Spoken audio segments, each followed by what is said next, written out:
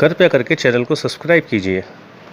विदाई की उस शाम जब यूसेन की आंखों में विद्रोह था और हृदय में तंत्र की समस्त अग्नि, तब किसी को नहीं पता था कि वह अब लौटेगा तो सिर्फ नाम से नहीं, आत्मा से भी बदला हुआ होगा।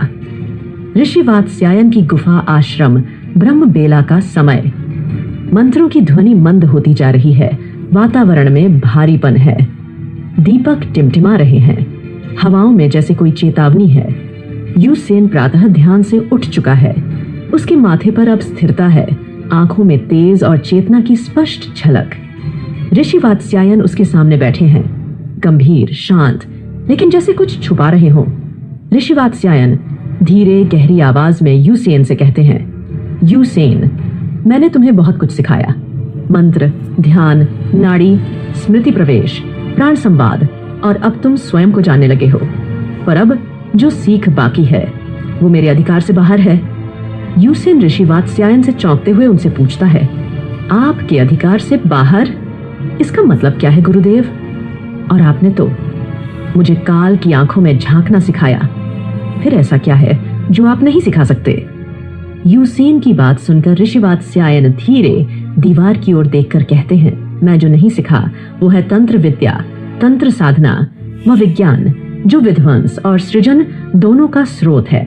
वह विद्या जो ब्रह्मा और महाकाल के बीच की रेखा पर खड़ी होती है, जिसे साधना नहीं, आत्म बलिदान चाहिए। और वह विद्या अब तुम्हें सीखनी है। यूसेन उनकी बात बहुत ध्यान से सुन रहा था। तभी ऋषि वात्स्यायन अपने त्रिपुटी आसन से उठते हैं और एक प्राचीन नक्शा निकालते हैं। ऋषि वात्स्यायन यूसेन को ये बताते हैं, उत्तर के परे जहां हिमालय की सीमाएं धुंध में गुम हो जाती हैं और भारत, नेपाल, चीन का संगम है, वहां एक पर्वत है जिसे लोक भाषा में मृतांचल पर्वत कहते हैं। वहां एक आश्रम है और वहां रहते हैं तंत्र गुरु महर्षि वाचस्पति। तभी दीपक की लौ एकाएक कांप उठती है, जैसे किसी शक्ति का नाम लिया गया हो। ऋषि वात्स्यायन धीमे स्वर में कहते हैं, वाचस्पति, जो तांडव की आंखों में सोते हैं, जिनकी सांसों से मंत्र जलते हैं और जिनकी दृष्टि से आत्माएं उघड़ जाती हैं। यूसेन धीरे से पूछते हुए कहता है, क्या वे मुझे स्वीकार करेंगे? ऋषि वात्स्यायन कहते हैं, यदि तुम्हारे भीतर अहम होगा तो वे तुम्हें जला देंगे। यदि तुम्हारे भीतर मोह होगा तो वे तुम्हें बांध देंगे।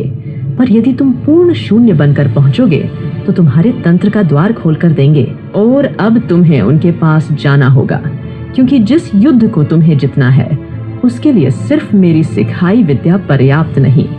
इसलिए तुम वहां जाने की तैयारी शुरू करो, क्योंकि तुम्हें वहां जाने के लिए कल ही प्रस्थान करना होगा। इसके बाद यूसेन ऋषि वात्स्यायन को प्रणाम करते हुए कहता है, जी गुरुजी, अब मुझे आज्ञा दे। इतना कहकर यूसेन वहां से चला जाता है।